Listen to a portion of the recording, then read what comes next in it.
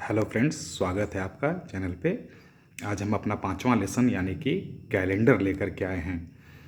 Calendar ये सवाल ऐसे बनते हैं कि आपको किसी भी साल किसी भी दिन यानी कि कोई भी डेट बता दिया जाए और उस दिन कौन सा दिन था ये आप आसानी से निकाल सकें। तो इसका कॉन्सेप्ट समझाने के लिए ये पूरा लेसन हम बना रहे हैं। आप अगर चैनल को सब्सक्राइब ना किए हो तो कर लें, जिससे इंपॉर्टेंट वीडियोस या आप देख सकें, नोटिफिकेशन आपको मिल सके। खैर चलिए, कैलेंडर में हम आगे बढ़ते हैं। तो कैलेंडर के कॉन्सेप्ट में सबसे ज़रूरी चीज़ होती है, वो होती है ऑड डे। ठीक है, ऑड डे क्या होता है कि जो एक सप्ताह यानी कि एक वीक, एक कंप्लीट वीक से ऊपर जो डेज़ होते हैं उनको ऑड डेज़ बोलते हैं। यानी कि अगर 8 दिन की बात किया जाए तो 8 दिन में से 7 दिन तो एक सप्ताह के हो जाते हैं, यानी कि जो बच रहा है वो ऑड डे होता है। इसी की ज़रूरत पड़ती है कैलेंडर के लिए। दूसरी चीज़ इंपॉर्टेंट आती है लीप ईयर। लीप ईयर क्या होता है कि जो हर 4 साल के बाद लीप ईयर होता है, जिसमें फरवरी जो होती है वो 29 दिन की होती है, जिस कारण वो साल 365 के बजाय 366 दिन का हो जाता है। तो खैर, पहचानते कैसे लीप ईयर को हैं? ये डिविजिबल होता है 4 से, यानी कि जो भी साल में 4 से भाग चला जाए वो लीप ईयर होता है। ठीक, लेकिन सेंचुरी के मामले में हर चौथी सेंचुरी यानी कि शताब्दी वर्ष जो होता है, हर चौथा जो होता है वो शताब्दी वर्ष वो लीप ईयर होता है। जैसे एग्जांपल में हमने लिखा है 1952, 2008 या 1600, 1600 हो गया, सन 2000 हो गया, ये सब लीप ईयर हैं। हाँ, नहीं लीप ईयर कौन से हैं कि जैसे जो मैंने बताया कि हर चौथा जो शताब्दी होता है, यानी कि पहला कौन हुआ रहा होगा 400, फिर 800, फिर 1200, फिर 1600, फिर 2000, फिर 2400 आगे होगा। यानी कि जो ये सन जो वर्ष पड़ा रहा होगा 1800, 1900, ठीक, ये 2100, 2200, ये सब लीप ईयर नहीं है, इसको ध्यान रखना है।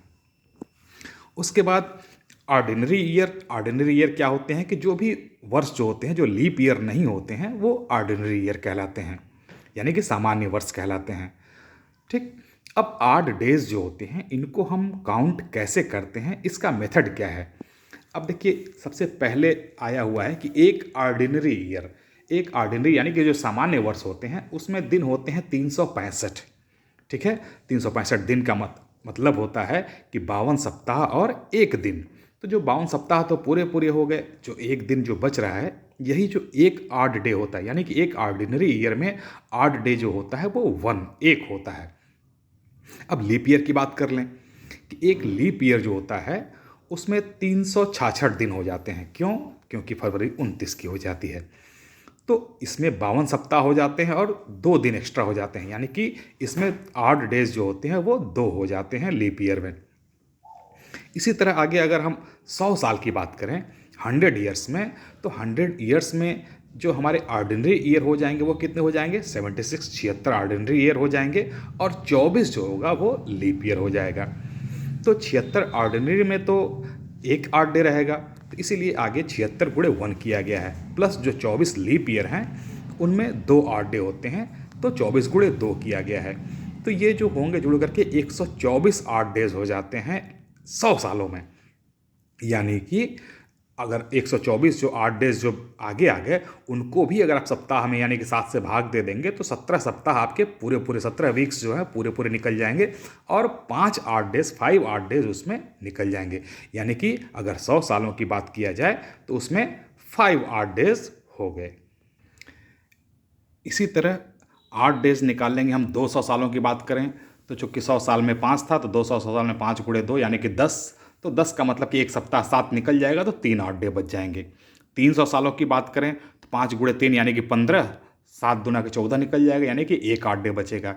400 सालों की बात करें तो 5 गुणे 4 हो जाएगा प्लस 1, यानी कि 400 सालों में तो एक लीप ईयर हो जाएगा, तो एक दिन जो है वो बढ़ जाएगा, तो वो 21 दिन हो जाएगा और 21 में 3 सप्ताह पूरे पूरे निकल जाएंगे, यानी कि 8 डेज 0। यानी कि हर 400 साल में 8 डेज जो हो जाते हैं वो 0 हो जाते हैं।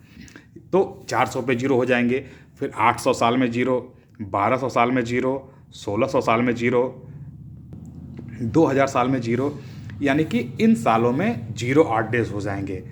ठीक, नेक्स्ट फिर day of week related to odd day, यानी कि कौन सा दिन रिलेटेड होता है ऑड डे से।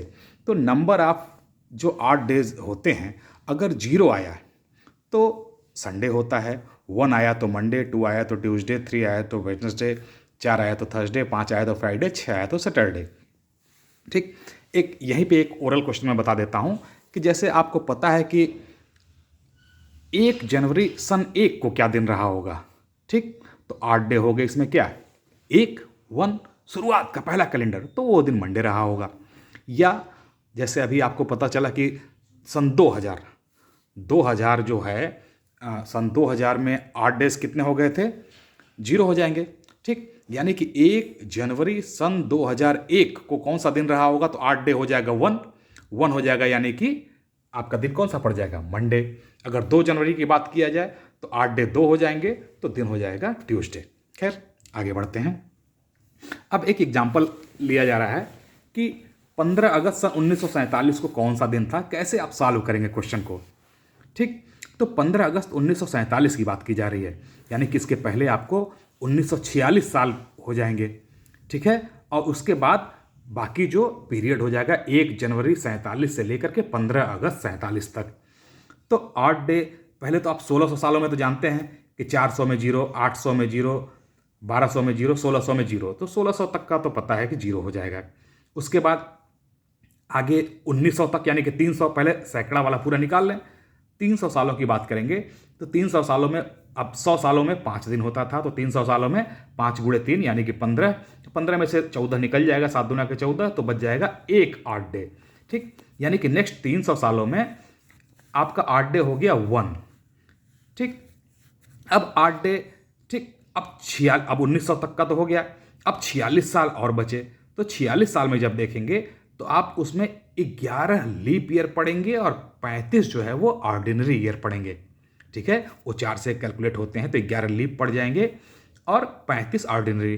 तो एक लीप ईयर में कितना होता है, 8 डे 2 होता है। ठीक है, इसलिए 11 गुणे 2 किया गया है, प्लस जो 35 आपके ऑर्डिनरी ईयर हैं उसमें 1 होता है 8 डे, तो 35 गुणे 1, इस तरह से आपको 57 मिल जाएंगे 8 डे। ठीक, अब 57 हो गया तो इसमें से आप वीक निकाल लेंगे 7 से, 7 8 56, यानी कि बच गया 8 डे।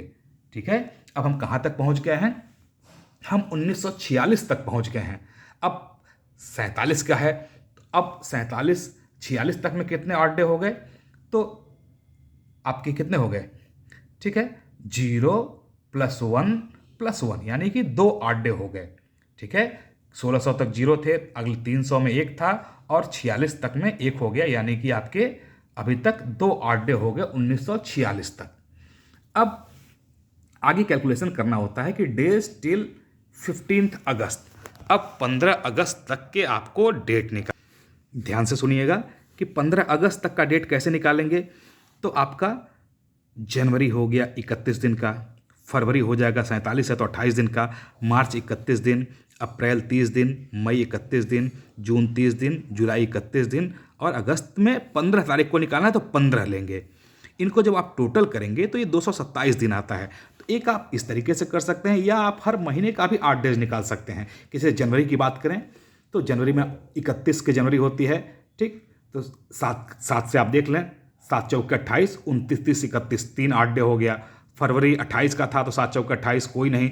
इस तरह से भी आप निकाल सकते हैं, या आप सारे दिन जोड़ लीजिए, तो दिन जोड़ने पे आपके 227 दिन आ जाएंगे। और 227 दिन में से जब आप 7 निकाल देंगे इस तरह से, 7 से आप भाग दे देंगे 227 में, तो 7 3 21, 1 17, 7 दूना 14, 3 8 डेज बच जाएंगे।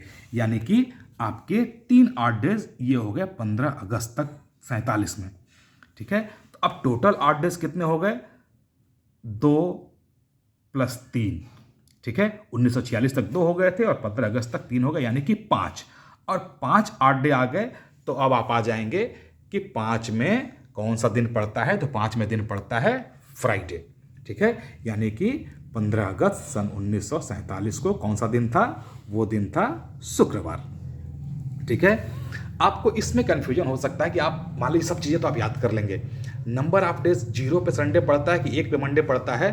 ठीक है, तो इसके लिए आपको सबसे अच्छा कि जब कैलेंडर की शुरुआत हुई, भाई जो इंग्लिश कैलेंडर हम लोग जानते हैं, ठीक, तो सन 1 जनवरी 1, ठीक है, 1 जनवरी सन 1 में ही पहला डेट रहा होगा, तो वो दिन था मंडे का। इसीलिए एक जीके का भी क्वेश्चन आप यहाँ से तैयार कर सकते हैं कि सप्ताह का पहला दिन कौन सा होता है, तो वो होता है सोमवार। ठीक है, जैसे वीकेंड कहते हैं, वीकेंड जो होता है कि वीक एंड जो होता है वो रविवार से। ये भी एक जीके का क्वेश्चन है, जीएस का क्वेश्चन है कि सप्ताह का पहला दिन कौन सा होता है। ठीक है, तो यानी कि 1 जनवरी सन 1 में जो कैलेंडर शुरुआत हुआ रहा होगा तो उस दिन सोमवार था। इस तरह से आप कोई भी आसानी से किसी भी डेट में आपको दिन निकालना हो तो आप निकाल सकते हैं। इतना देखने के लिए धन्यवाद। आप बेहतर होगा चैनल को सब्सक्राइब कर लें। Thank you.